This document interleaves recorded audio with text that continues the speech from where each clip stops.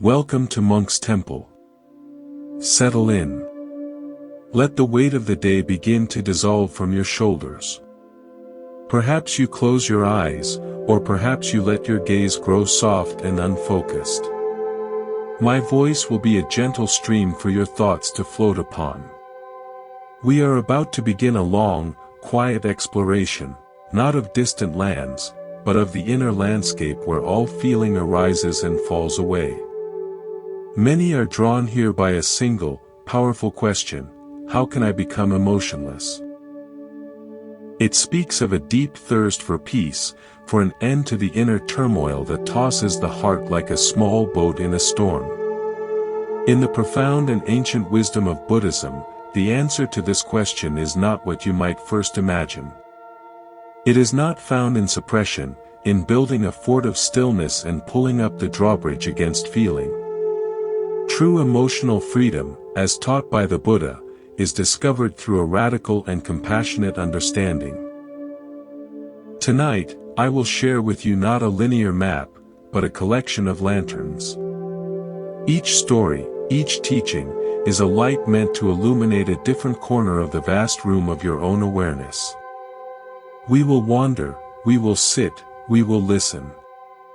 We will follow no single person's journey to the mountaintop, but instead, we will learn from the mountain itself, from the resilient grass, the patient stone, the clear spring that flows from its heights. Our goal is not numbness, but a clarity so deep that it can reflect every passing cloud without being stained by it. Let me begin with a memory from my own life, a simple moment that planted a seed long before I knew its name. I was a boy, living in a house with a wide, wooden porch. On that porch hung a wind chime made of hollow bamboo. When the wind was gentle, the chime would whisper, a soft, random melody of tink-tink-a-tink. It was a peaceful sound. But when a storm would blow in from the west, the wind would howl, and the chime would transform. It would become a frantic, crashing cacophony, the bamboo tubes slamming into each other with a violence that sounded like the porch itself might break apart. I would lie in my bed, listening to that fury, feeling a parallel storm of anxiety within my own chest. I hated those storms. I hated the chime in those moments. One afternoon, in a fit of frustration, I decided to fix it. I took a ball of thick twine and I went to the chime. I carefully, tightly, tied each piece of bamboo to the wooden frame. I pulled the knots until not a single tube could move, could even sway. I stood back, satisfied. There. Now the wind could blow all it wanted. There would be no noise. That night, a great wind came. I listened, waiting for the awful noise. There was only the roar of the wind itself. But a strange thing happened. That roar, without the counterpoint of the chime's own voice, felt oppressive, monstrous, like a beast pushing against the walls of the house. The silence I had enforced felt not like peace, but like a suffocating grip. I had not calmed the storm, I had only made myself a prisoner to the raw, unmediated force of it. I had silenced the instrument's reaction, but in doing so, I had amplified my own fear. The next morning, with a quiet understanding that felt older than my years, I took a small knife and carefully cut every piece of twine. The bamboo tubes hung free once more. That evening, the wind returned, softer now. And the chime sang, not a scream, but a complex, spirited song, dancing with the wind, not against it. The storm outside and the music on the porch were in conversation. And lying in my bed, listening to that duet, I felt my own inner storm settle. I had not silenced the chime to find peace. I had to let it sing its true nature, and in that allowance, I found my own capacity to listen without fear. This, in its simplest form, is the beginning of the path. We are not the twine, trying to bind our emotions into stillness. We are the awareness that can listen to the music of the storm without becoming the storm itself. The Buddha's path is one of untangling, not of tighter binding. If this notion speaks to you, if you feel a resonance in that story of the wind chime, I gently invite you to join our growing community here at Monk's Temple. By subscribing, you choose to hear this gentle bell of mindfulness amidst the noise of your daily scroll. It is a simple act, a nod of intention toward your own inner peace. Your presence here honors this journey. Now, let us turn our attention inward, to the very fabric of our experience. The Buddha, seated in unwavering meditation under the Bodhi tree, discovered that suffering is not an inherent truth of existence, but a result of our relationship with existence. He saw that we clutch at pleasant experiences like water in our fists, only to feel it slip away, leaving us longing. We push against unpleasant experiences as if trying to hold back the ocean with our hands, exhausting ourselves against an inevitable tide. Emotional equilibrium, then, is not about draining the ocean or ceasing the flow of water. It is about learning to float, to let the currents of sensation and feeling move through us while we rest in the buoyant, spacious awareness that is our true nature. To understand this, let us consider a new metaphor. Imagine your mind as a vast, clear mountain lake. The water is deep and still. This is your innate awareness, your Buddha nature. Now, thoughts and emotions are like weather on the surface of that lake. A memory might ripple across it. A worry might create small, choppy waves. A sudden anger might be a stone thrown, causing concentric rings to spread violently. If you identify with the surface, you believe, I am the choppy water. I am the violent rings. You are tossed, disturbed, lost in the agitation. But if you can remember the depth, the vast, cool, undisturbed stillness that exists just below the surface, everything changes. You realize, I am the lake that holds the weather. The storm on the surface does not define the whole of me.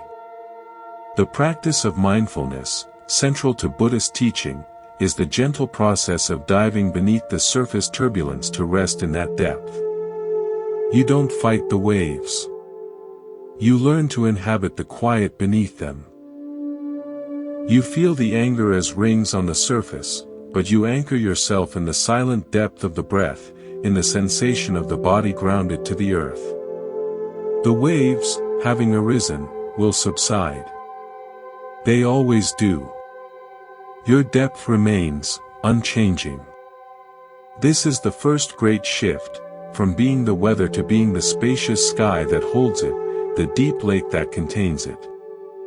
It is a shift from reactivity to responsibility, the ability to choose how you respond from a place of centered awareness. Let me share an original story to illustrate a different facet, the concept of impermanence, anicca, which is a cornerstone of the Buddha's wisdom. In a remote valley, there was a master glassblower renowned for creating the most exquisite, delicate spheres. They were perfect, iridescent, and breathtakingly beautiful.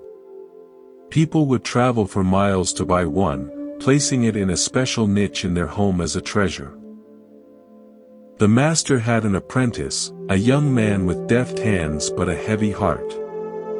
The apprentice was terrified of breaking anything. He would handle the finished spheres with such stiff, fearful care that his anxiety was palpable. One day, the master called the apprentice to the workshop. On the table lay a new sphere, more magnificent than any before. "Pick it up," said the master. The apprentice's hands began to sweat. He reached out, fingers trembling. "No," said the master gently. "Not like that. You are holding your fear. You are trying to hold the glass in a cage of your own tension. That is what will cause you to drop it. The glass is already fragile. Your fear adds a second, unnecessary fragility, your own. The master then took a sphere himself. His hands moved not with rigidity, but with a fluid, accepting grace. He cradled it loosely, his touch both present and soft. You must hold it, he said, with the understanding that it is already broken. The apprentice was confused. Already broken? Yes, said the master. See its nature. It is glass. It will not last. It may break in a year, a month, or tomorrow. This is its truth. When you hold it knowing this truth, you do not clutch at an illusion of permanence.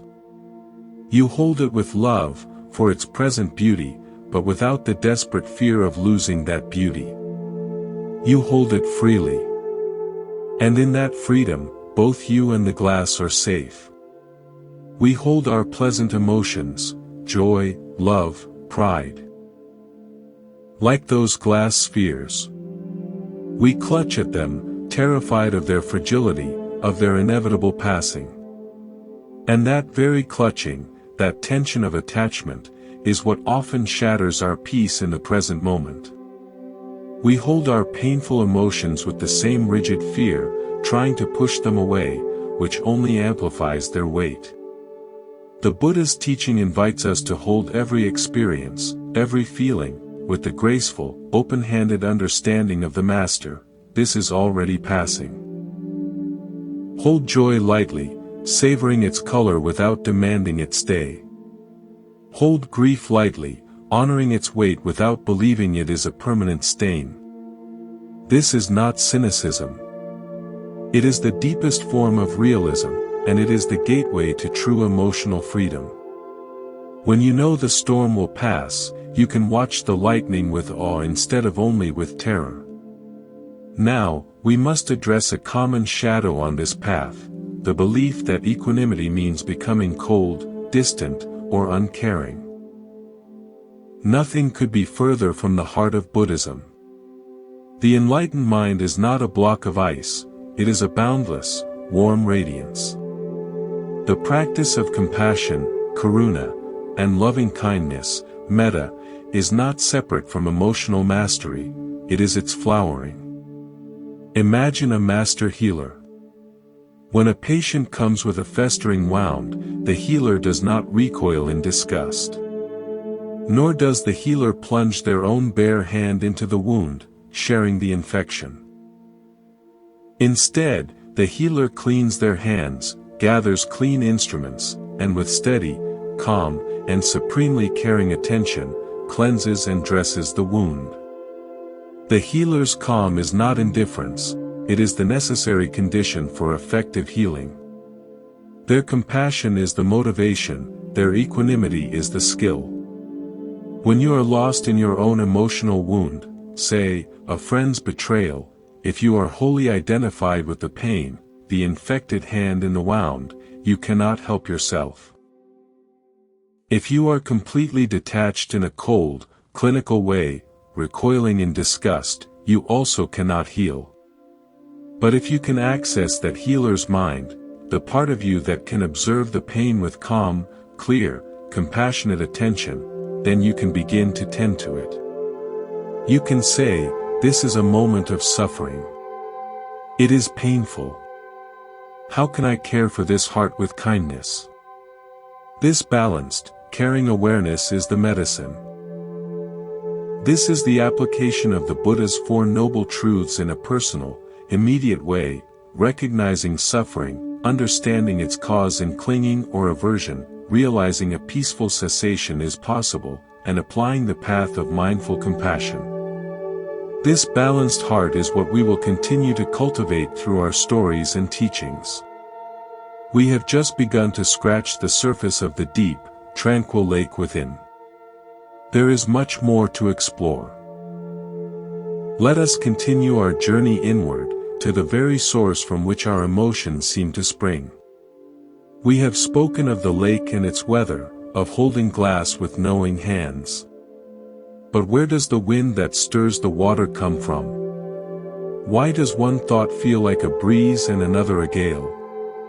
To understand this, we must look at the nature of the mind itself, through the lens of profound Buddhist psychology. The Buddha did not teach that emotions are enemies. He taught that they are natural phenomena, like the six senses themselves. Seeing, hearing, feeling, these are neutral.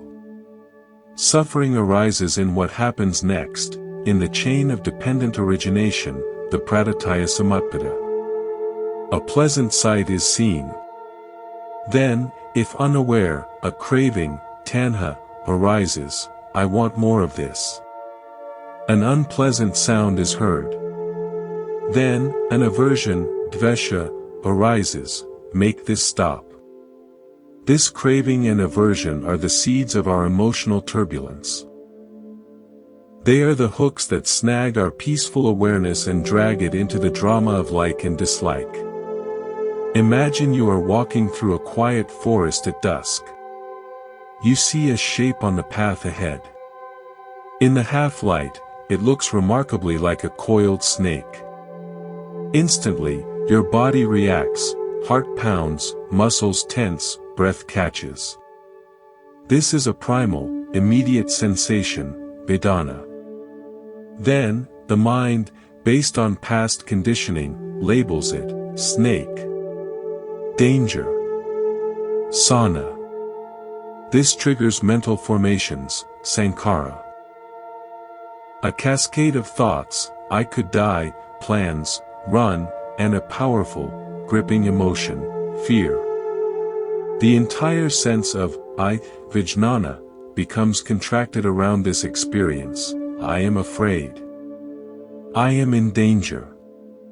Now, let's say you take a cautious step closer, or a beam of moonlight falls just right. You see it clearly. It is not a snake at all. It is a piece of old, knotted rope, discarded and weathered. In an instant, the entire construct unravels. The pounding heart slows. The tension drains. The I that was in mortal peril relaxes. What changed? The raw sensory data, the shape, was almost identical. What changed was your perception and the subsequent mental formations you built upon it. This is a powerful key. So much of our emotional suffering is not a direct response to an event, but a response to our perception of the event, a perception often clouded by past experiences, biases, and fears, our vasanas, or latent tendencies. We are constantly seeing ropes and reacting as if they are snakes. The practice of mindfulness is the gentle act of bringing the moonlight of clear attention to the objects of our mind, to see what is actually there before we build a whole story of fear or desire upon it. Let me share an original story about perception, called The Tale of the Two Travelers and the Wall. Two travelers, weary from a long journey, came upon a massive, high wall that stretched across the landscape as far as the eye could see, blocking their path. It was ancient, built of immense, weathered stones. The first traveler, Aiden, looked at it and his heart sank. This is impossible, he sighed. It's too high, too strong. Our journey ends here. All that effort for nothing. He sat down in the dust, consumed by frustration and defeat. The second traveler, Ben, walked slowly along the base of the wall for a while, his hand brushing the stones. He noticed the mortar was old and crumbly in places. He saw hardy plants finding purchase in the cracks. He stopped, looking not just at the wall's imposing height, but at its specific, aged nature. This wall is very old, he said. It has known many seasons. It is not a declaration that we cannot pass, it is simply a condition of our path. Let us see if it has a gate, or a lower section, or stones we can use to climb. Aiden, from his place in the dust, scoffed. You're just avoiding the truth. The wall is a barrier. For hours, Ben explored while Aiden despaired. Finally, Ben found it, not a gate, but a place where a great tree had grown for centuries right next to the wall. Its gnarled, thick branches reached over the top, a natural bridge. Ben climbed the tree, crossed over the wall on a sturdy limb, and called back to Aiden. The way is here.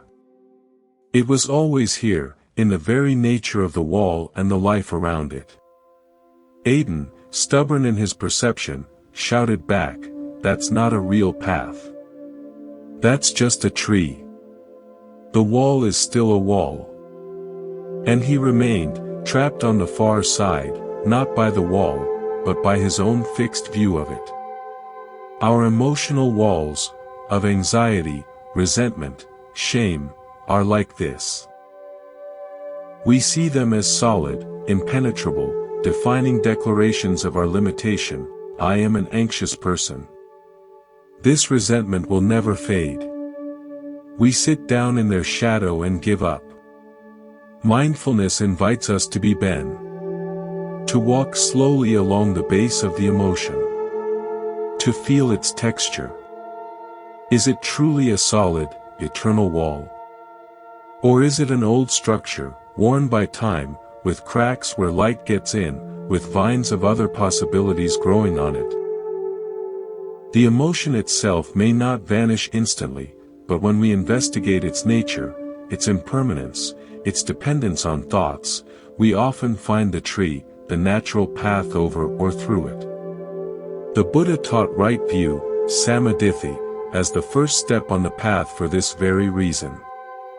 Liberation begins with seeing things as they truly are, not as our fear or desire paints them. Now, let's apply this to a very common experience: worry about the future. The mind loves to travel forward in time, building elaborate, often frightening, scenarios. Buddhism teaches us the power of anchoring in the present, for it is the only reality we can ever truly know. Here is a simple practice. Right now, as you listen, bring your attention to your hands. Feel the temperature of the air on your skin. Feel the subtle weight of your fingers resting on your leg or each other. Are they dry or slightly damp? Feel the life that hums in them. For these few seconds, the imagined problem of next week, the unfinished task of tomorrow, does not exist. There are only hands. This is not an escape. This is a homecoming. The future is a concept, a thought form. The past is a memory, another thought form. The only thing that is real, that is alive, is this present sensory experience. The breath entering the nostrils now. The pressure of the chair now. The sound of my voice now. When you are spinning in anxiety about a future event, gently ask yourself, in this exact moment, as I sit here, is the thing I fear happening? Almost always, the answer is no. The suffering is occurring in the mental movie of the future, which you are projecting now. You can learn to pause the projector. Come back to the hands. Come back to the breath. The Buddha famously said, "Do not dwell in the past, do not dream of the future, concentrate the mind on the present moment." This is not a platitude, it is an emergency exit from the prison of time-bound suffering. To illustrate the trap of living in the phantom realms of past and future, let me tell you the story of the man who carried 2 bags. There was a man who walked everywhere with 2 large, heavy burlap bags. One bag hung on his chest, the other on his back. In the bag on his chest, he carried all the pleasant moments of his past, compliments he'd received, successes, joyful days. He would constantly rummage in this bag, pulling out a memory, holding it up to the light, and sighing. That was so good. Why isn't it now? I wish I could have that back. The pleasure of the memory was always poisoned by the grief of its loss. On his back, in the other bag, he carried all the anticipated moments of the future, hopes, dreams, but also fears, worries, and what-ifs. He was constantly adjusting the straps of this bag, feeling its weight, trying to peek inside to see what might be coming, which only made him stumble on the path right in front of him. Because his hands were busy holding the bags, and his mind was busy in the past or future, he never noticed the wildflowers by the path. He never felt the sun on his face in the present. He never saw the clear, cool stream he could drink from to ease his thirst. He was perpetually weary, thirsty, and blind to the actual journey, because he was a servant to the two phantom burdens. One day, an old monk saw him struggling. The monk simply said, "My friend, what is in your hand right now?" The man, confused, looked at his hands. They were empty, but calloused from holding the bag straps. "Nothing," he said. "And what is under your foot right now?" the monk asked. The man looked down. "The earth. A path. The earth can support you," said the monk. "You do not need to carry it. Put down the bags. They are only full of pictures. Feel the ground that is real." Tentatively, the man let the straps fall from his shoulders. The thud of the bags hitting the ground was a profound sound. He stood upright, feeling a strange, aching lightness. He looked at the flowers. He cupped his hands in the stream and drank. For the first time in years, he was simply here. The past and future did not disappear, but they now sat quietly off to the side of the path, not on his body. He could visit them if he chose, but he was no longer their porter. This is the practice. When you find yourself carrying the heavy bag of regret or the bulky bag of anxiety, notice. Feel the calluses of that habit. Then, consciously put the bags down.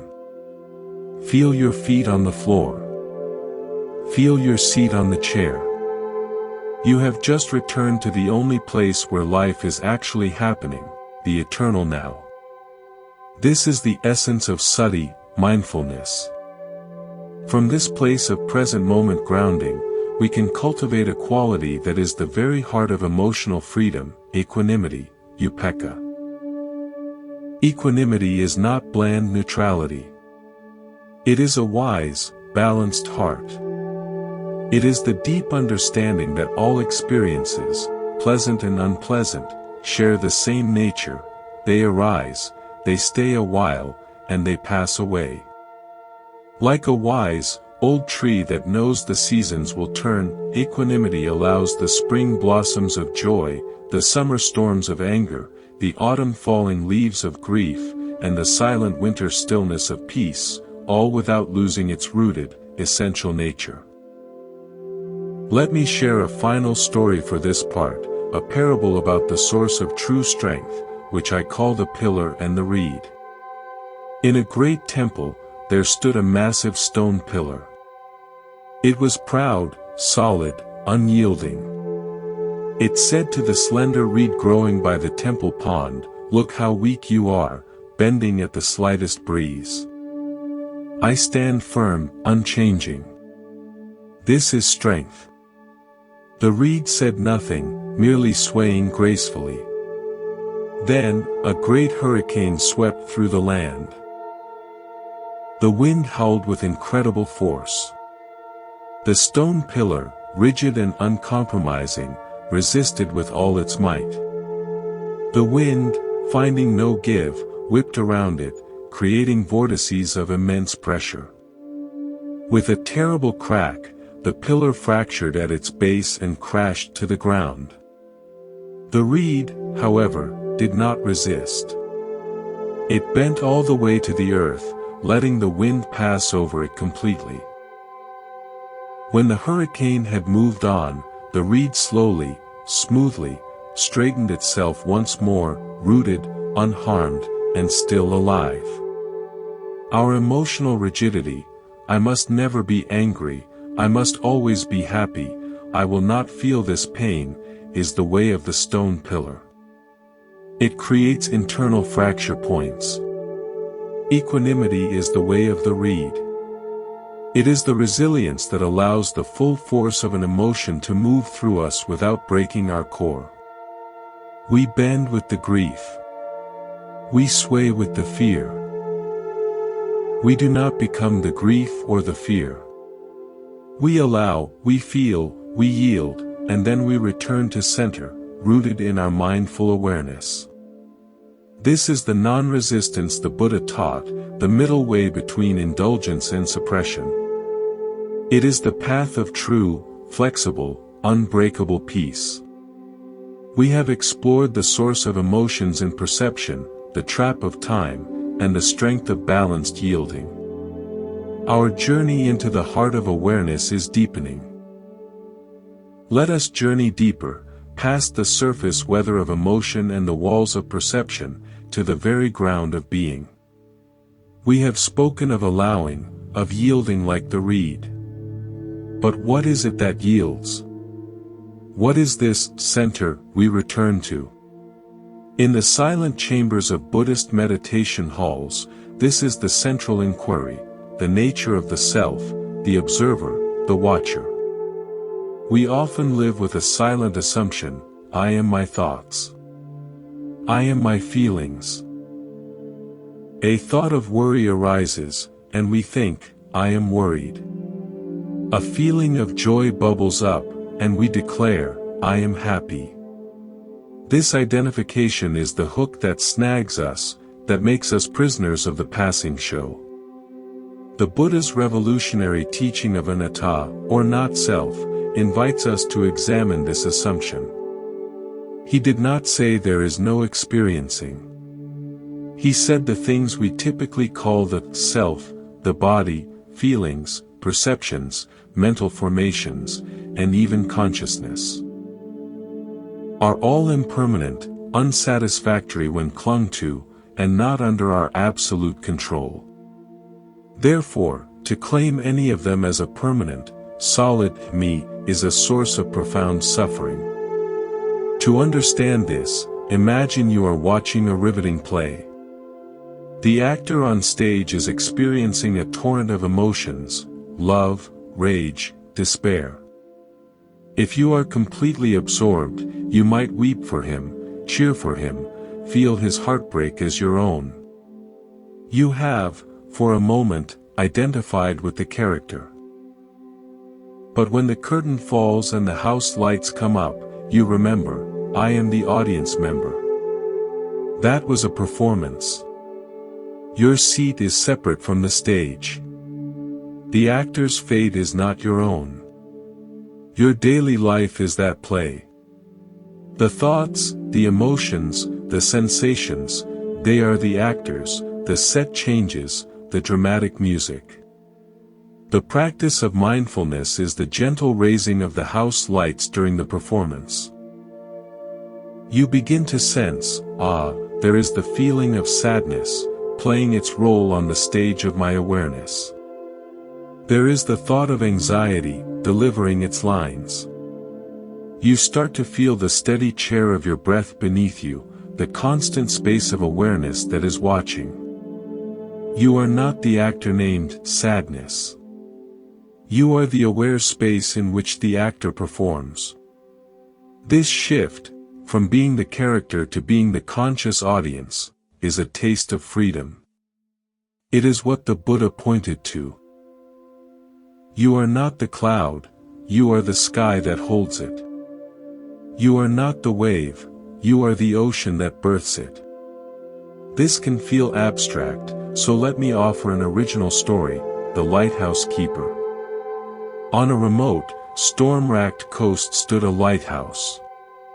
Its sole keeper lived in a small cottage attached to its base. For years, he took his job to be maintaining the light at the top of the tower. His identity was fused with the lighthouse's function. When fierce storms came, he would feel personally attacked.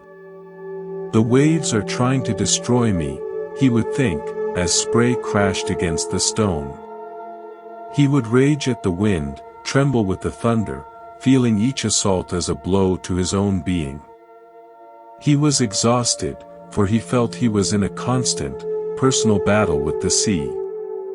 One night, in the heart of a particularly violent gale, the lamp mechanism failed. In panic, he took a single candle and climbed the winding stairs to the glass enclosure at the very top. It was terrifying. The whole structure groaned and swayed. The world was a chaos of screaming wind and black water.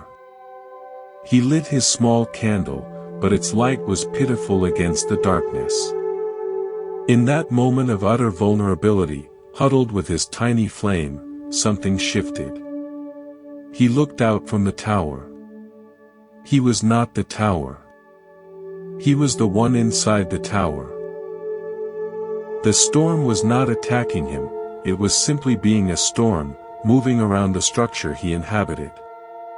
The lighthouse, the stone, the glass, the light, was the instrument. He was the keeper, the one who tended the light. The storm and the lighthouse had a relationship, but he was the conscious witness to that relationship. A profound calm descended upon him, even as the tempest raged. He was safe, not because the storm had ceased, but because he had remembered who he was.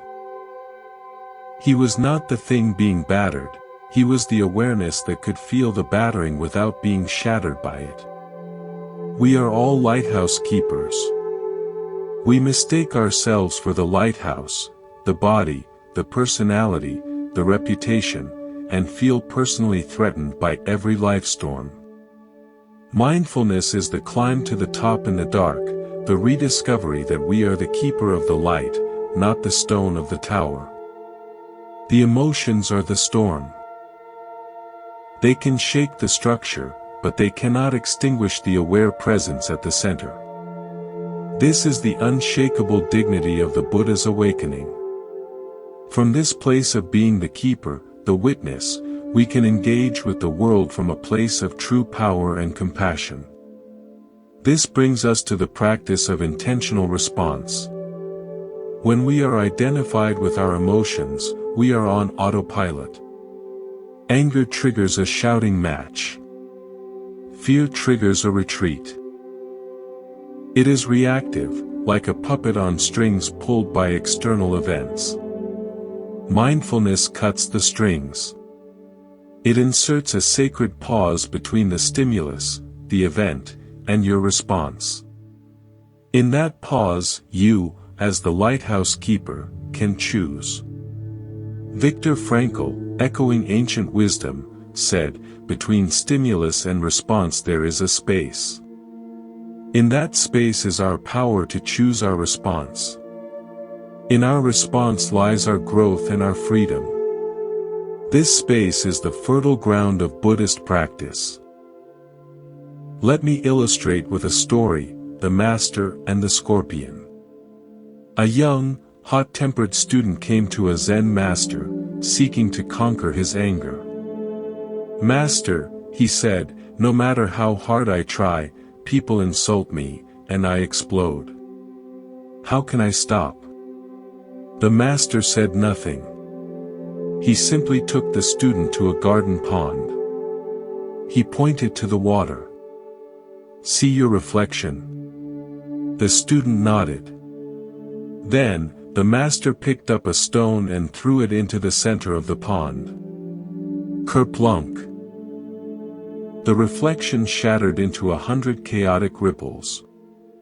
When an insult is thrown, said the master, your mind is like that water. The insult is the stone. Your peaceful reflection is shattered into the ripples of anger. Exactly, cried the student. So how do I stop the stone? You don't, said the master. You cannot control what stones others will throw. He waited as the water slowly became still again. The reflection returned, clear and calm. You learn to become deep. A stone thrown into a deep, still well creates ripples, but they are small and settle quickly. The depth of the water is not disturbed at its core. Cultivate depth through silence and meditation. Then, when the stone hits, you will feel the impact, but your center will not shatter. The ripples will arise and pass, and your clarity will return all the sooner. The practice is not to become a wall that blocks stones. It is to become a deep, still well that can receive them without losing its essence. Your daily meditation is the digging of that well. Each moment of returning to the breath is adding depth. Then, when your partner says a sharp word, or your boss sends a critical email, you will feel the kerplunk. You will feel the initial surge of reaction. But from your depth, you can pause. Breathe. Feel the ripples in your body. And then, from that still center, choose a response that aligns with your wisdom, not your wounding. Perhaps the response is silence. Perhaps it is a compassionate question. Perhaps it is a firm boundary. But it is a choice, not a reflex. This is emotional mastery in action. Now, let's apply this to one of the most persistent and painful emotional states, rumination, the repetitive, obsessive cycling of thoughts, often about past wrongs or future fears. The mind becomes a hamster wheel, and we are the exhausted hamster, going nowhere but deeper into distress. Buddhism sees this as a form of craving, tanha, a craving for the past to be different or for the future to be certain. The wheel is powered by this unsatisfied wanting. To step off the wheel, we must see its mechanics. Here is a method, framed as a story called The Miller's Obsession. There was a miller who owned a beautiful water mill. The wheel turned smoothly, powered by the stream, grinding grain into fine flour. It was a perfect system. But one day, the miller became obsessed with the wheel itself. He started to think, is it turning fast enough? What if it slows down? What if it breaks? He would lie awake at night listening to its rhythmic thump swoosh, which began to sound like a taunt. His obsession grew. He would run down to the mill race at all hours, throwing sticks in the water to see if the current was strong enough. He would polish the axle incessantly, fearing friction. He stopped tending the grain or bagging the flour. The mill's purpose, to make flour, was forgotten. His whole world contracted to the maintenance and worry over the wheels turning. One wise day, exhausted, he sat on the bank and simply watched. Thump swoosh, thump swoosh. He saw a leaf caught in the motion. It was carried down, pushed under, and then released, floating away downstream. He watched another. And another. The wheel turned. The water flowed. The leaves came and went. He was not the wheel. He was not the water. He was the one watching the leaves. His job was not to control the wheel's turn, but to notice what it carried and to collect the flour it produced. A great weight lifted. He returned to his work, bagging the flour. The wheel continued to turn, but it was no longer his master. He heard its sound now as the peaceful rhythm of his livelihood, not the drumbeat of his anxiety. Your thinking mind is that mill wheel. It is designed to turn, to process, to grind the grain of experience. Rumination is when you become obsessed with the wheels turning itself, instead of using what it produces. The practice is to sit on the bank. To watch the thoughts, the leaves, come, be caught in the wheel, and then be released. You don't stop the wheel. You don't fuel it with more worry. You simply observe its natural process. Ah, there's the thought about the argument again. There's the worry about the bills. You label them, thinking, worrying, remembering. And you return your attention to the flower, to the present moment's sensory reality, the breath, the sounds around you, the feeling of sitting. The wheel will slow on its own when you stop feeding the stream of your attention into its turmoil. This is the practice of vipassana. Insight into the impermanent, unsatisfactory, and selfless nature of the thinking process itself. We have touched upon the witness, the power of pause, and freedom from the wheel of rumination. Each step deepens our abiding in peaceful awareness. As we continue to navigate these inner waters, we arrive at a profound and essential crossing, the bridge from insight to embodiment. Understanding that we are the sky is one thing, living from that spaciousness during a thunderstorm is another. This is the realm of embodied awareness, a core aspect of the Buddhist teachings that is often overlooked. The body is not merely a vehicle for the mind, it is the ground truth of the present moment, the most immediate anchor we have to reality. Emotions are not just mental events. They are full-bodied experiences. Anxiety is a tightness in the chest, a clenching in the gut. Grief is a heaviness in the limbs, an ache in the throat. Joy is a lightness, an expansiveness in the heart space. When we try to deal with emotions only through thinking about them, we are like a sailor trying to steady a boat from the crow's nest, high above the churning sea. We must come down into the hull, feel the wood, touch the rudder. We must descend from the head and into the living, breathing felt sense of the body. The Buddha's practice of mindfulness, sati, always began with mindfulness of the body, kayanapassana. He instructed his followers to know the body as body. To feel the breath, the postures, the movements, the very elements within it. Why? Because the body exists only in the present tense. You cannot physically be in yesterday or tomorrow. By anchoring your attention in bodily sensation, you are pulled, irrevocably, into the now.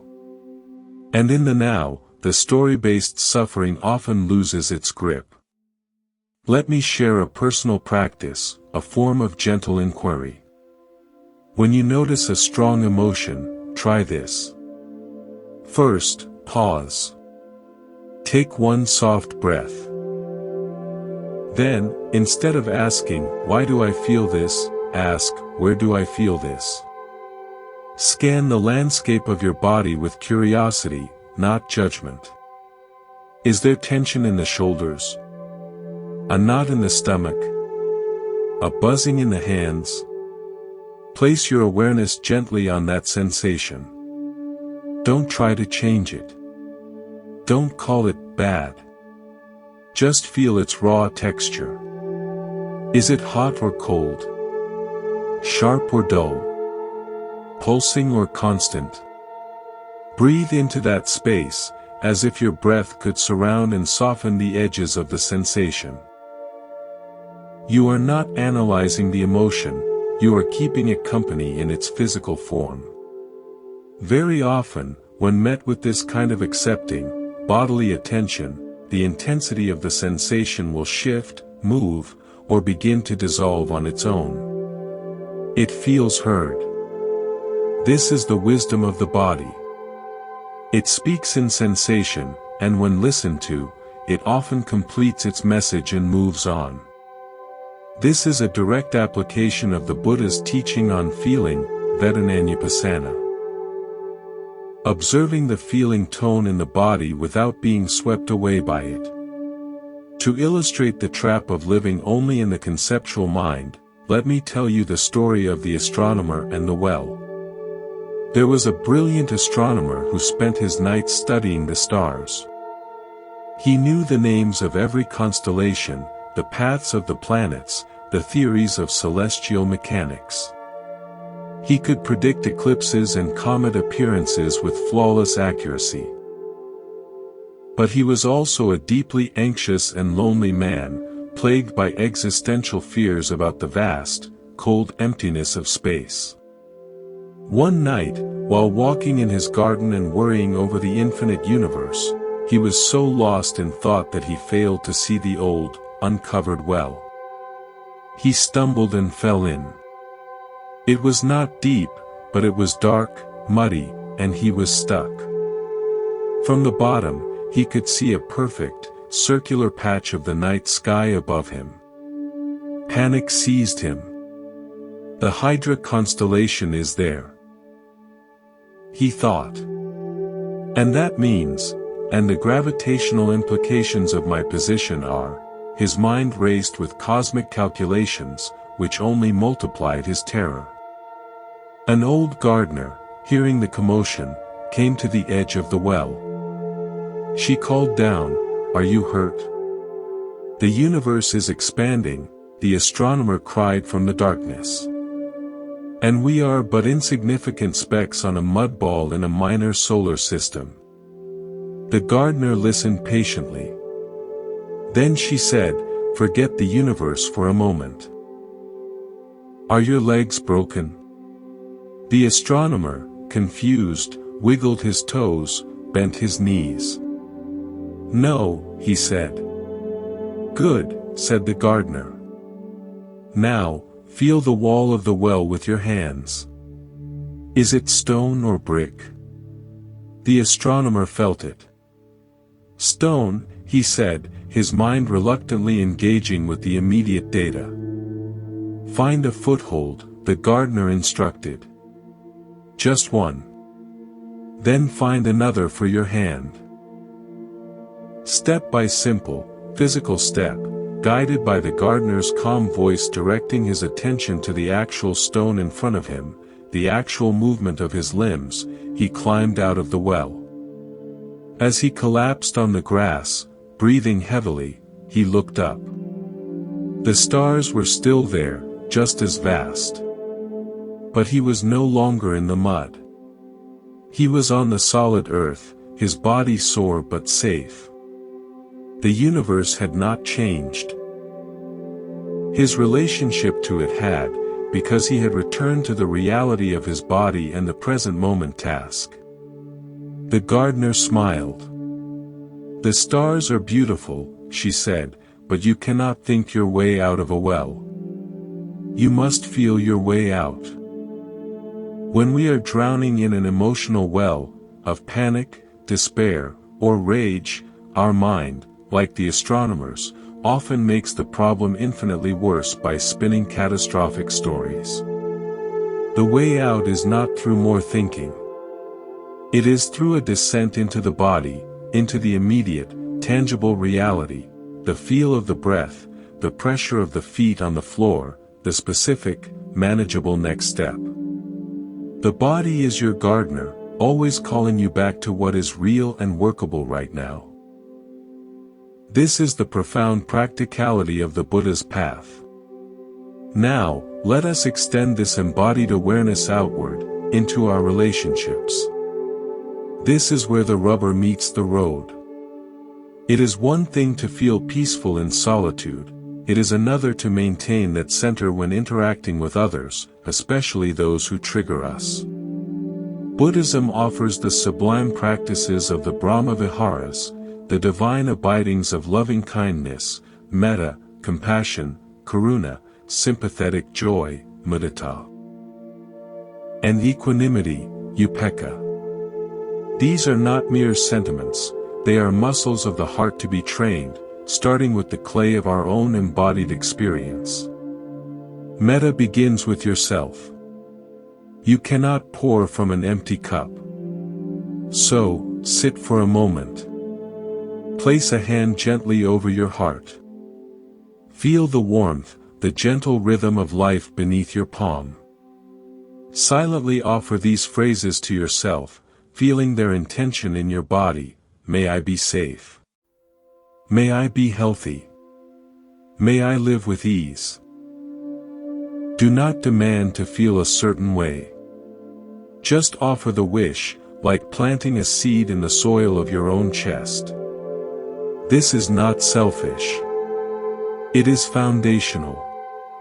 A tree must be rooted to offer shade. Then, from this grounded sense of self-care, you can extend the radiation. Bring to mind a benefactor, a teacher, a friend. Wish them well, may you be safe, may you be healthy, may you live with ease. Feel the resonance of that wish in your body, a softening, an opening. Then, perhaps, a neutral person. The barista you see daily, a passerby. Then, the hard one, someone with whom you have difficulty. You are not condoning their actions. You are recognizing their profound shared humanity. They, too, wish to be safe, to be free from suffering. You are wishing for the root of their confusion to heal. This practice, done regularly, rewires the habitual reactions of aversion. It builds a reservoir of goodwill that you can draw from intense moments. Let this be illustrated by a story, the two potters and the vase. In a village, two potters received an order for a single, exquisite vase from the wise village elder. The elder gave them each an identical lump of fine clay. "Make me a vessel that can hold water," he said, "but more importantly, make me a vessel that can hold space." The first potter, skilled and proud, set to work. He threw a perfect, symmetrical vase on his wheel. It was sleek, beautiful, and utterly flawless. He fired it and presented it with pride. The elder took it, poured water into it. It held the water perfectly. "And the space?" asked the elder. The potter was confused. "The space inside is just space. It's empty."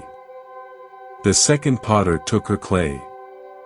As she centered it on the wheel, she closed her eyes for a moment and thought of the people she loved, of the village, of the sky. She felt a warmth in her heart. As she shaped the vase, she didn't just craft walls. She consciously shaped the emptiness within. She made the interior curves gentle, welcoming. She fired it with care. Her vase was also beautiful, but in a different way. It felt alive, inviting. She presented it. The elder poured water into it.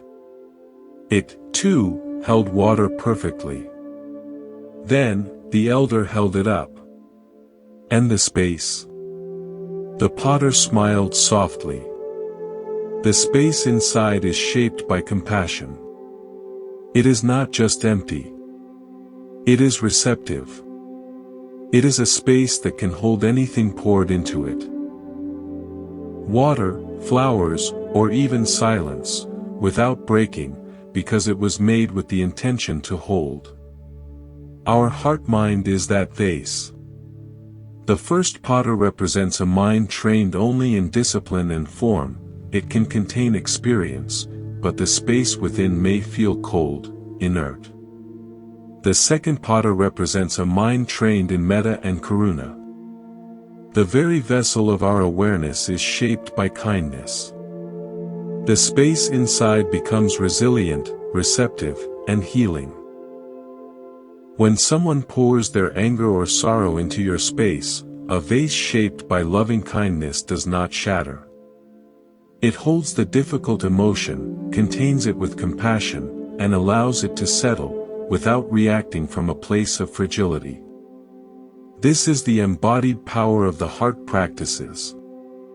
We have moved from the witness, to the pause, to the body, and now to shaping the very vessel of our awareness with compassion. The integration deepens.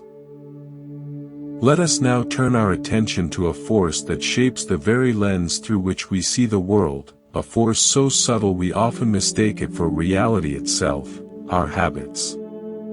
In the deep teachings of Buddhism, these are the sankharas, mental formations, the conditioned patterns that shape our thoughts, emotions, and actions. They are the grooves in an old dirt road. Once formed, the wheel of our mind naturally falls into them, journeying the same familiar, often painful, routes again and again. To find true emotional freedom, we must become conscious road builders, capable of creating new pathways through the wilderness of our own conditioning. Think of your first sip of coffee in the morning. You don't decide to enjoy it. The habit of enjoyment arises based on 10,000 previous sips.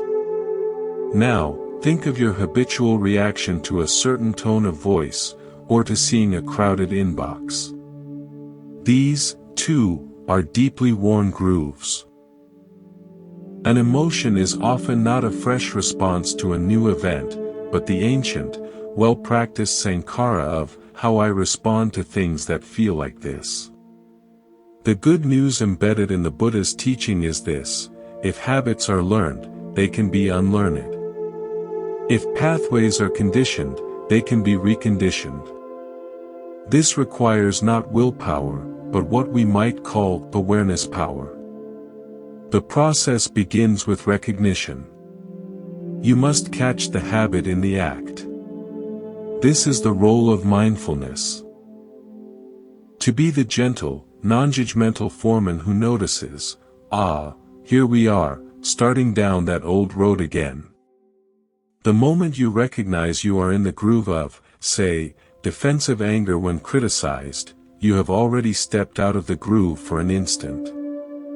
You are no longer just the anger, you are also the awareness that sees the anger's familiar pattern. In that instant of recognition, choice becomes possible.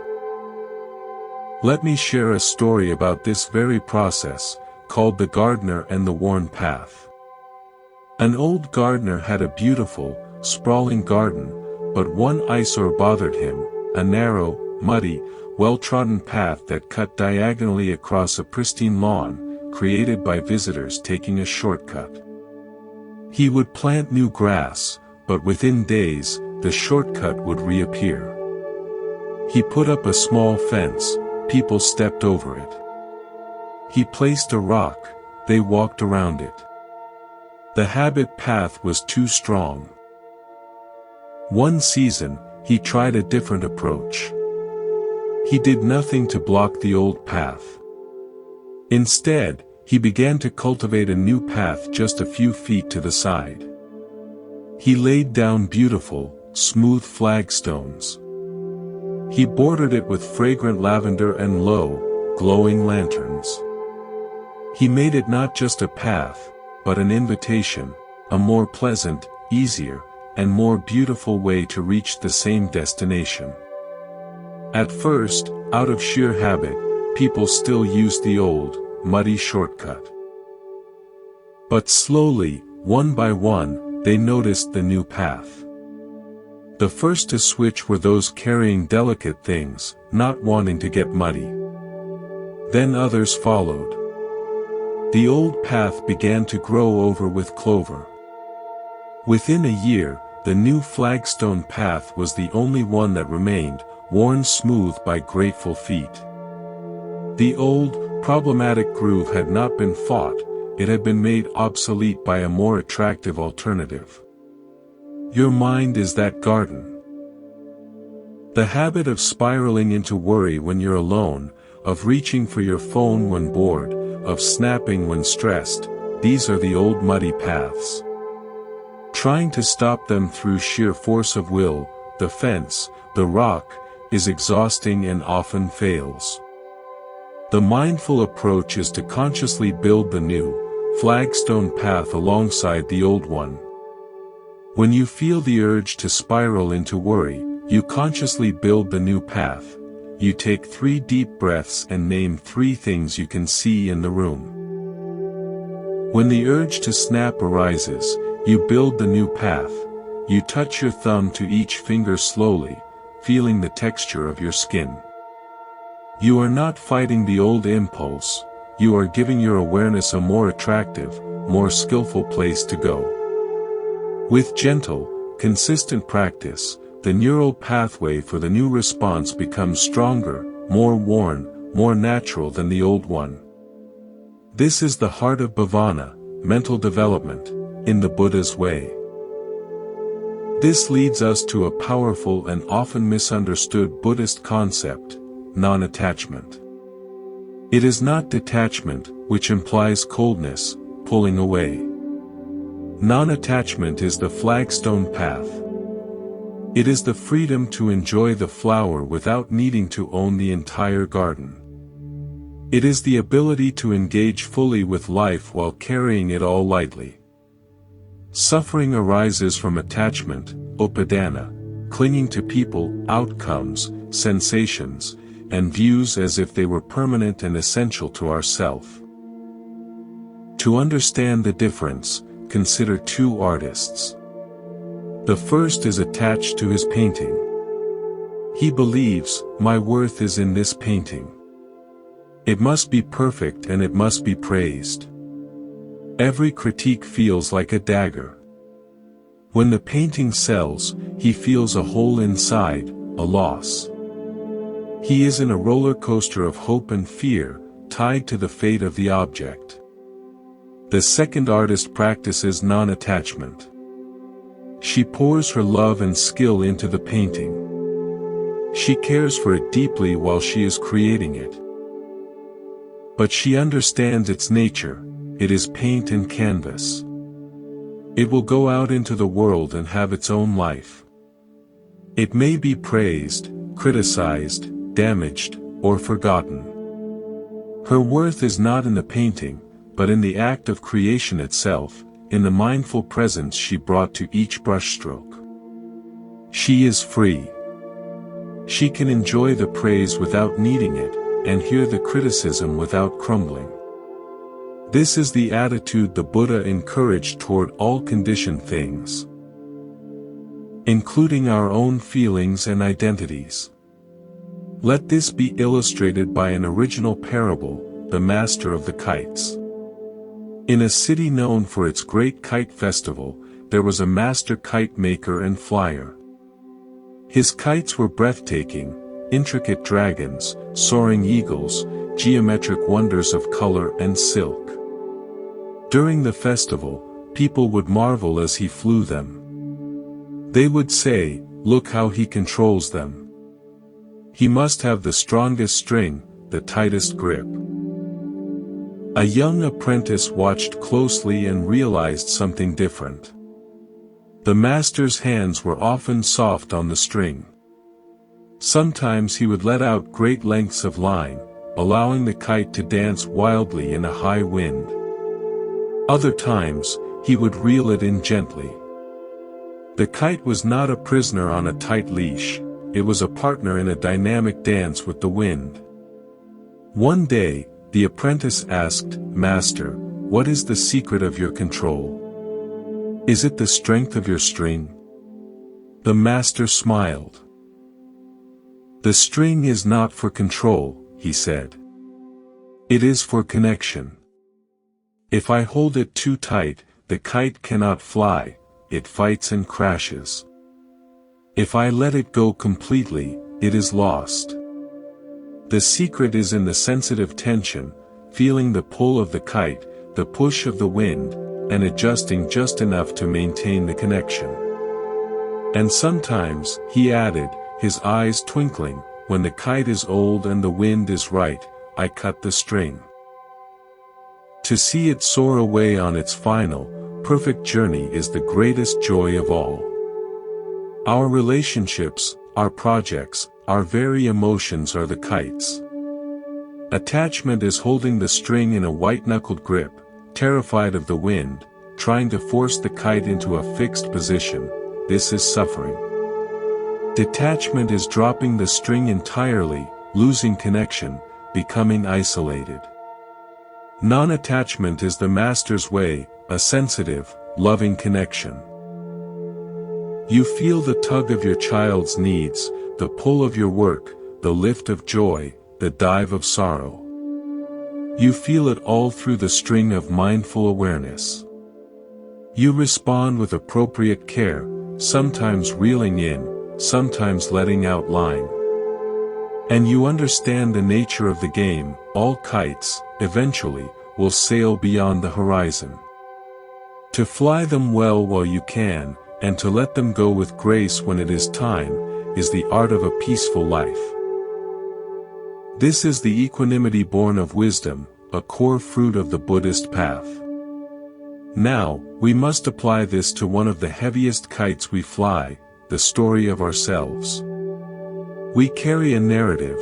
I am a person who was hurt, who is not good enough, who must succeed. This story becomes a filter, shaping every experience. Someone's neutral glance becomes proof we are unlikable. A small setback becomes evidence of our inherent failure. The Buddha's teaching on right view asks us to investigate this story. Is it a permanent truth, or a collection of thoughts? Is it useful, or is it a source of pain? Here is a practice, wrapped in a tale called The Scribe and the Old Scroll. A young scribe was tasked with copying a very old, sacred scroll. The scroll was ancient, the ink faded, and in many places, water damage had blurred the words. The scribe worked diligently, but when he came to a blurred section, he would panic. I must get it right. The truth is here, and I am losing it. He would strain his eyes, invent words that seemed to fit, and fill in the gaps with his own fearful guesses. His copy became a patchwork of the original and his own anxieties. An older, wiser scribe observed this. He said, "Come, look at my work." His copy of the same scroll was also incomplete. But where the words were blurred, he had simply left a blank space. He had drawn a light, humble circle around the gap. Below it, in small letters, he had written, "Here, the original is unclear." The young scribe was astounded. "But it's incomplete. It's not a perfect copy." "Of course it isn't," said the elder. "The original itself is damaged. My job is not to pretend I know the unknowable. My job is to faithfully copy what is clear, and to honor the mystery of what is not. The blank spaces are not failures. They are honesties. They make the clear words even more precious. Your life story is that old scroll. There are clear passages, facts, events. And there are vast, blurred sections, the intentions of others, the meaning of past pain, the uncertainty of the future. We are often like the young scribe, desperately filling in the blanks with our fears, our biases, our limiting beliefs. They did that because I'm unlovable. This bad thing will happen because I'm unlucky. The practice of right view is to become the older scribe. Copy faithfully what is clear. He said these words. This event happened. And where it is blurred, the why, the ultimate meaning, draw a circle of mindful awareness and leave it blank. Write, in small letters of your heart, here, the story is unclear. This creates a profound relief. You stop carrying the weight of fabricated certainties. You become comfortable with the mystery of your own being.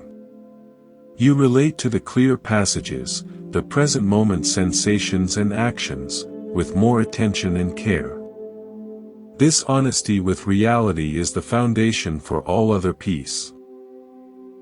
The Buddha didn't ask us to believe a new story, he asked us to see the process of storytelling itself, and to find the peace that lies beyond all narratives. We have explored the reshaping of habits, the art of non-attachment, and the liberation from a fixed story. The path of awareness is one of continuous, gentle reorientation toward what is true, here and now. Now we approach a profound turning in our journey. We have cultivated the witness, tended to the body, reshaped habits, and held our stories lightly. But to live this wisdom, we must bring it into dynamic engagement with the one thing we can never escape, other people. Our relationships are the ultimate crucible for emotional mastery, the fire where our theoretical peace is tested and forged into genuine, unshakable compassion. The Buddha's path was never one of solitary asceticism alone on a mountaintop. It culminated in returning to the world, to the marketplace, to the family, with a heart of boundless care. This is the path of the Bodhisattva, the being who vows to awaken for the benefit of all sentient beings. The greatest challenge often comes not from our own internal storms, but from the storms emanating from others. The harsh word, the betrayal, the simple friction of differing needs, these can shatter our hard-won calm in an instant. In such moments, we face a critical choice. Do we build a higher wall, or do we build a longer, stronger table? Do we retreat into a fortress of cold indifference, or do we learn to extend the spaciousness of our awareness to include the pain of another? Buddhism provides a transformative tool for this, the understanding of interdependence or dependent origination, praditya samutpada. Nothing exists in isolation. Your anger is not a solo performance, it is a note in a symphony of causes and conditions. Their stress, your past wounds, the societal pressures you both breathe. Seeing this doesn't excuse harmful behavior, but it changes your relationship to it. You see the person not as a monolithic enemy, but as a nexus of suffering, confusion, and conditioning, much like yourself. This perspective is the seed of true forgiveness and the antidote to hatred. Let me share a story that embodies this shift, called The Blacksmith and the Bellows. In a village forge, there was a young, hot-tempered blacksmith. When his fire wouldn't burn hot enough, he would curse the bellows, kicking them and blaming them for being weak. He saw the bellows as a separate, faulty object opposing his will. His anger would spike, his work would suffer, and he'd often storm out. An old master smith visited one day and watched this drama. He said nothing until the young man had exhausted himself. Then, he walked to the forge, placed coal in the hearth, and began to work the bellows. His movements were not violent pulls and shoves. They were a rhythmic, flowing dance, a gentle pull to fill the bellows with air, a smooth, committed push to deliver that air to the heart of the coals. He was in a relationship with the tool. The fire roared to life, clean and hot. The bellows are not your opponent, the old smith said quietly. They are your partner. Your anger is like trying to light a fire by screaming at the coal. It only scatters the sparks. The breath of the bellows and the heart of the coal are not two things. They are one process. Your own breath and your own heart must join that process, with patience and rhythm. The fire you seek is born from the harmony of the relationship, not from the force of your will. When someone acts poorly, They are like the bellows that seem stiff or ineffective. Our habitual reaction is to curse them, to see them as a separate, malicious object. But what if we saw them as part of a shared process? Their harshness is a stiff, unskillful push, born from their own internal lack of air, their own unmet need. Our mindful, compassionate response can be the gentle, rhythmic pull that begins to change the dynamic. We don't have to accept the harmful push, but we can meet it not with a counter-shove of anger, but with the steady, nourishing rhythm of boundary and understanding.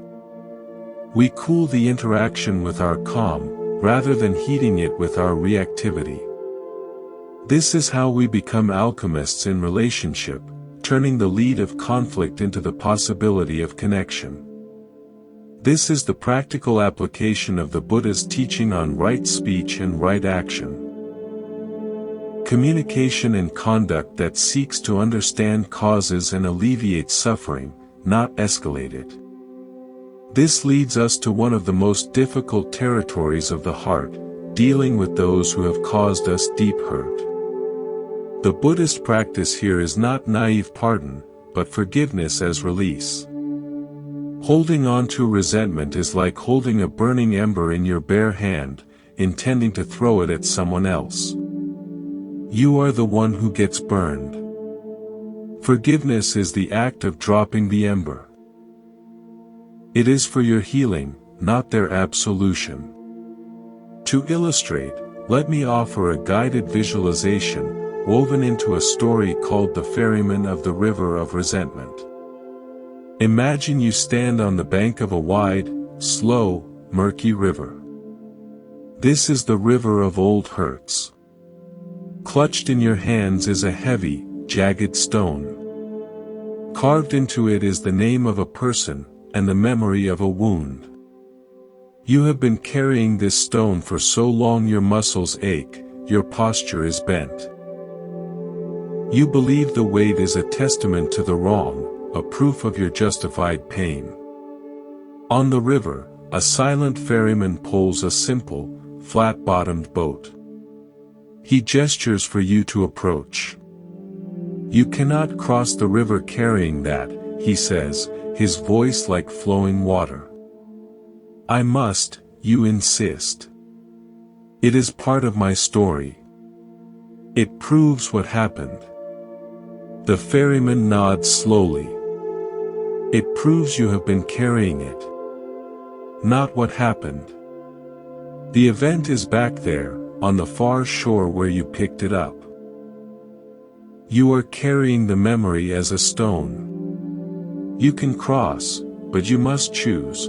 Do you wish to carry the stone to the new shore, or do you wish to cross to a new land? He waits. You look at the stone.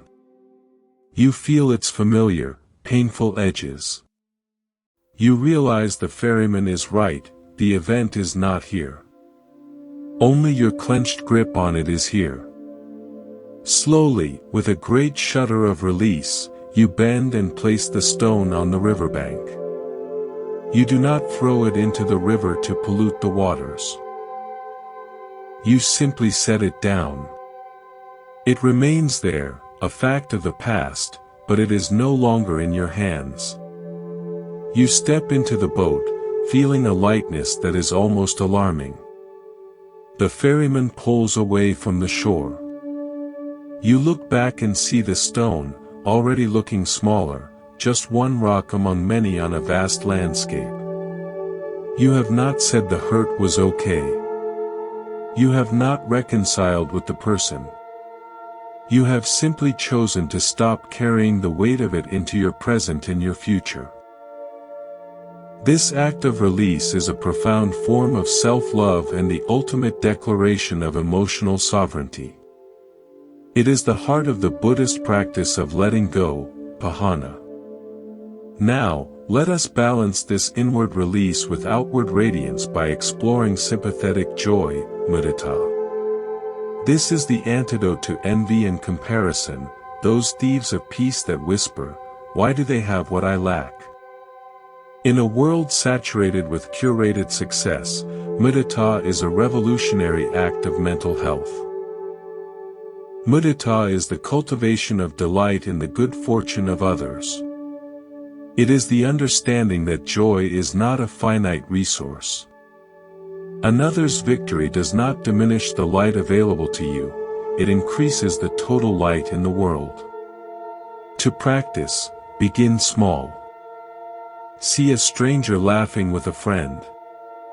Silently think, how wonderful that they are experiencing joy. Feel the echo of that warmth in your own chest. Then, apply it to a colleague's promotion, a friend's happy news. The mental phrase is simple: I rejoice in your good fortune. You may feel the old, sharp pang of envy arise. Meet that pang with kindness. There is the old feeling of scarcity, and gently return to the wish, may your success continue. Let this be embodied in a story, The Two Bakers.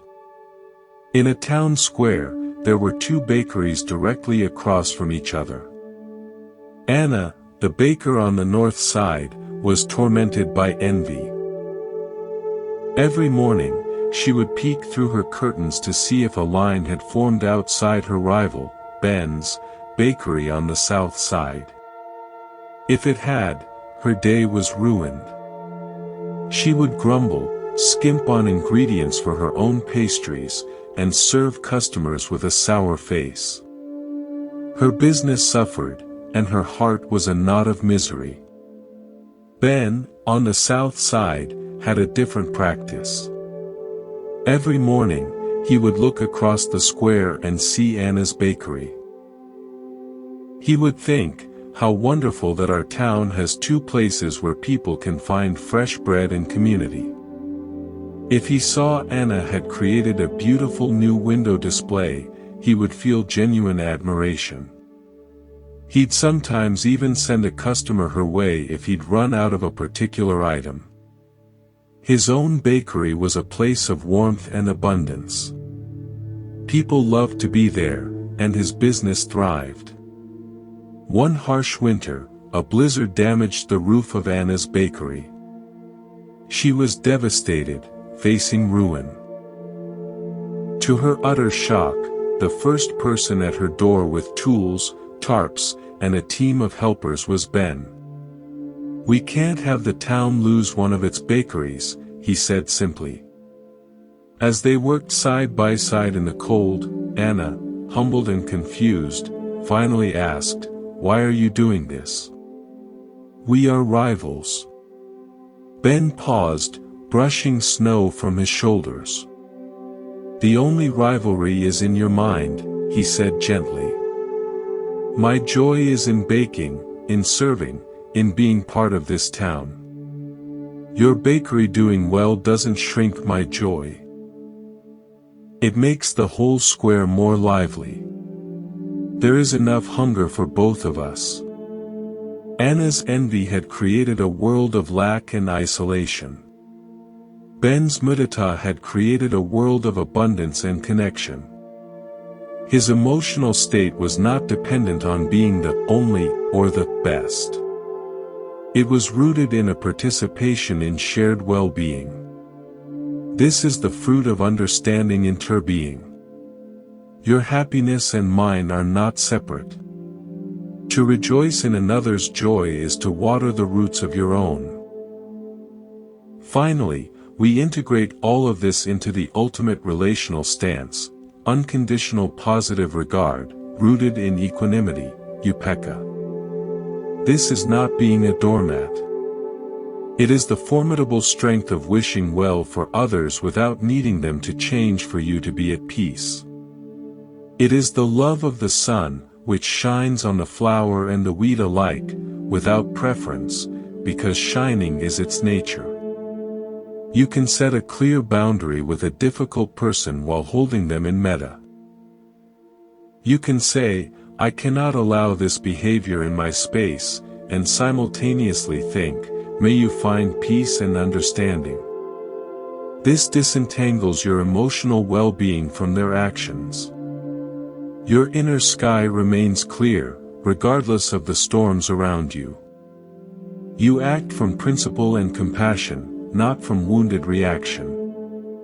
This is the mark of true emotional freedom, the freedom to love without chains, to engage without hooks, to be in the world but not of its dramas. It is the embodiment of the Buddha's own boundless heart, a heart that saw all beings as heirs to their own karma, worthy of compassion, and ultimately, not separate from himself. We have moved from inner observation to the art of relationship, practicing forgiveness, sympathetic joy, and unconditional regard. This is where wisdom becomes love in action.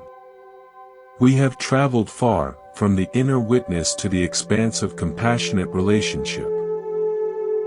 Now, let us address the quiet, persistent background noise of a seeking mind, the subtle dissatisfaction, the sense that peace is a destination still ahead, a state to be achieved. This is the final, and perhaps most subtle, veil. In the deep stillness of Buddhist wisdom, we discover a paradoxical truth: peace is not a future achievement, it is the fundamental nature of the present moment when it is not obscured by striving. The very search for emotional numbness or perfect calm can be the very thing that perpetuates our unrest. The Zen masters call this, riding an ox to find an ox. You are already home, but you are looking everywhere else. This brings us to the profound teaching of suchness, tathata, things as they are, in their isness, without the overlay of our commentary, judgment, or longing for them to be different. A feeling of anxiety is not a mistake. It is simply the suchness of this moment. A cluster of sensations, thoughts, and energy. Our suffering arises when we say, "This anxiety should not be here. I should be at peace." That "should" is the war. The practice is to lay down our arms and meet the suchness of anxiety with simple, direct awareness. This is what is here now. In that total allowance, without even a hidden agenda for it to change, a mysterious alchemy occurs. The feeling, held in the spacious embrace of acceptance, often transforms on its own. But even if it doesn't, the war is over. You are no longer fighting reality. And in the cessation of that inner conflict lies a deep, unshakable peace. To understand this, let us listen to the story of the weaver of the present tapestry. There was a weaver renowned for her magnificent tapestries. Each told a story, but her greatest work was always said to be the next one. She would finish a piece, and for a moment, feel a flicker of satisfaction, before her eye would catch a slight unevenness in the dye, or her mind would conceive of an even more perfect design. Her joy was always projected forward, leaving the finished tapestry, and the present moment, feeling lacking. One day, a simple monk visited her workshop. He stood before her latest work, a stunning scene of a forest at dawn. He was utterly silent, completely absorbed. After a long while, the weaver, unable to bear his silence, said, "You see there, where the green is a bit flat. And the warp is slightly tight on the left side. My next one will correct those flaws." The monk turned to her, his eyes clear and quiet. "I see only the forest at dawn," he said. "I see the suchness of the green, the suchness of the light, the suchness of the weave. It is not imperfect. It is exactly what it is." To compare it to a phantom future tapestry is to miss the real one before you. You are weaving a tapestry of future moments, and missing the one forming on your loom right now. He pointed to the shuttle in her hand. This thread, now. This breath, now. This is the only tapestry there ever is. For the first time, the weaver looked not at the pattern in her head, but at the thread in her fingers, its texture, its color, its journey through the warp. She felt the rhythm of her own breath. And in that moment, the compulsive striving ceased. The present tapestry, flaws and all, became utterly complete, because her awareness had finally come to rest in the act of weaving, not the product. The peace she had sought in future perfection was here, in the suchness of the thread, the hand, the breath. Our emotional life is that tapestry. We reject the present pattern, boredom, restlessness, sadness, because it doesn't match the ideal image of peace in our minds. But peace is not a particular pattern. It is the quality of attention you bring to whatever pattern is on the loom. Can you meet boredom with suchness? Can you meet restlessness with suchness? In that meeting, you may find that what you called boredom is actually a quiet, spacious stillness you had mislabeled. What you called restlessness is a vital, intelligent energy. When you stop trying to reweave the present into a different pattern, you discover it is already whole. This is the essence of non-striving, a core principle in meditation. You do not meditate to get peaceful. You meditate to be with whatever is, peacefully. The goal is the attitude, not the outcome. Apply this to your desire to be emotionless. Stop trying to achieve a state of no feeling. Instead, bring a quality of serene, allowing attention to the feeling that is here. In doing so, you are already embodying the equanimity you seek. The feeling becomes an object in awareness, not the ruler of your kingdom. This understanding reveals the last great attachment, our attachment to the story of awakening. We can subtly cling to the identity of being a mindful person, someone on the path, one who is becoming peaceful. This, too, is a construct, a final kite string to cut. True freedom includes freedom from the story of being free. Imagine two mirrors facing each other, reflecting into infinity. That is the mind caught in self-reflection. Am I doing it right? Is this peace? Now I'm thinking about whether I'm peaceful. It is endless. The way out is not better reflection, but to turn one mirror into a window. To look out, simply, at the world as it is. To feel the wind without labeling the feeling. To hear the bird without composing a thought about it. This is bare attention, prior to the I that claims the experience. In those glimpses, there is no meditator, only meditation. No feeler, only feeling. This is the glimpse of what the Buddha pointed to, the unconditioned, the deathless, the peace that is not dependent on any state of mind. So, as we near the end of our long talk, I invite you to a simple experiment. For the next few moments, drop every concept you have heard tonight. Forget about Buddhism, forget about emotions, forget about peace. Simply be aware. Sound. Sensation. Breath. No name, no story, no past, no future. Just this. In this, everything is already allowed, already held, already at rest. You have arrived, not by traveling, but by ceasing to flee from where you have always been. This suchness is your original face, before any emotion arose. It is the canvas upon which all feelings are painted, and it remains unstained. To be emotionless is not to have a blank canvas. It is to know yourself as the canvas, eternally clean, serenely holding every passing color and form without being defined by any of them. We have come to the threshold of pure being, where doing ends and presence begins. And so we arrive here, together, at the end of our speaking and the beginning of your silent understanding. We have wandered through metaphors of lakes and skies, of storms and deep wells, of kites and tapestries.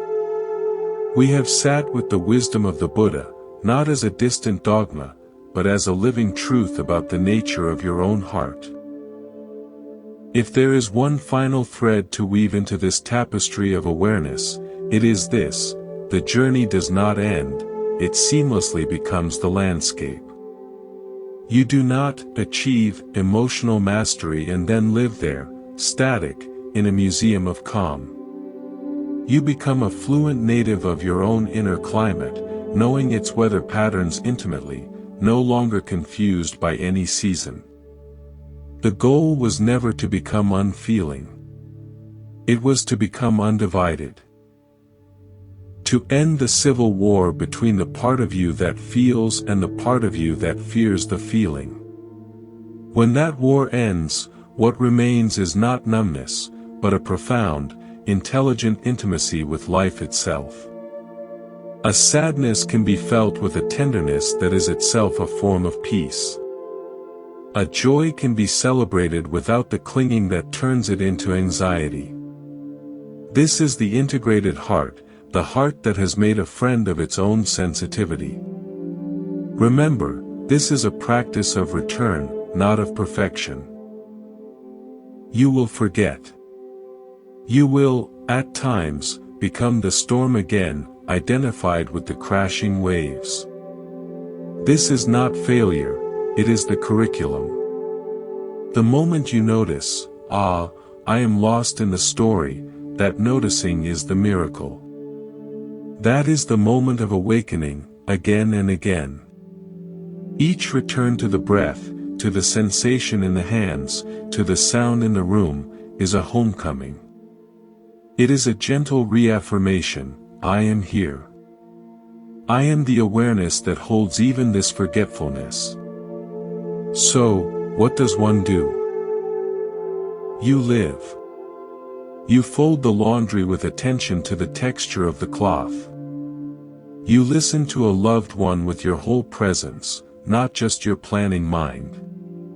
You walk, feeling the shift of weight from heel to toe. You meet irritation at a traffic light by feeling the warmth of the sun through the windshield instead of fighting the clock. You turn daily life into a continuous, gentle practice of embodied presence. This is how the grand teachings of Buddhism, impermanence, not self, the end of suffering, bake themselves into your bones. Not through grand effort, but through 1,000 small, faithful returns to what is real, right in front of you. Let me leave you with one last, simple story. It is called the bell at Monk's Temple. In our temple, there is an old bronze bell. It is struck to mark the hours of meditation. For years, I listened to the bell. I heard it as a command: now, be still. Now, be present. The sound was a reminder of a state I should be in. One evening, after a long and quiet sitting, the bell was struck. And in the deep silence that had gathered in me, something shifted. I did not hear the bell as a command from outside. I heard the silence within the sound. I heard the vibrant, empty resonance at its heart. And I realized the bell was not calling me to be still. It was expressing the stillness that was already there. It was the silence of the temple, singing. Your emotions are that bell. You have been listening to them as commands. This sadness means you must despair. This anger means you must fight. What if you listen not to the surface command, but for the silent, resonant space within the feeling? The raw, vibrating energy before it is named and turned into a story. In that space, you will find not a command, but a revelation. The sadness, when listened to deeply, may reveal itself as pure, tender love for something that was. The anger, when heard to its core, may reveal itself as a fierce, protective energy for something you hold dear. The feeling is not your master. It is a misunderstood messenger. When you listen all the way to its silent center, the message is delivered, and the messenger dissolves, leaving only the clear, resonant space of awareness, the same awareness that was there before, during, and after the feeling arose. This is your true nature. Not a void, but a loving, intelligent space that can know sadness without being sad, know joy without clinging to joy. It is the Buddha nature that has been within you all along, patient and untouched, like the sky that has never been stained by a single cloud. Our time of guided words is complete. But your practice, your real understanding, begins now, in the quiet after listening. You carry everything you need. You are the sky. You are the deep lake. You are the aware presence that has been listening all this time. Thank you for walking this path of wisdom with me here at Monk's Temple. If this journey has been a lantern for you, I warmly invite you to join our community. By subscribing, you plant a flag for your own peace, and you allow this gentle bell of mindfulness to resonate in your daily life. Share your insights in the comments below. Your reflections become part of our shared understanding. For more guides and stories to support your path, please explore our other offerings. But for now, let the words fade. Let the concepts fall away. Simply rest in the knowing that you are already home. The breath rises and falls. The heart beats. Awareness knows itself. All is well. Go in peace.